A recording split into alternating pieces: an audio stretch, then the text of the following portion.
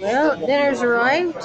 This is the 10-ounce steak rare with rice and mushrooms. They got a little bit of green there on the side there too.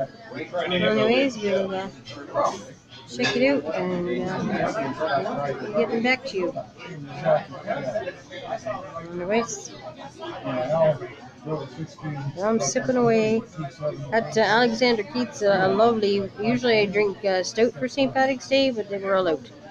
So anyway, if you got any Irish tale requests, let me know.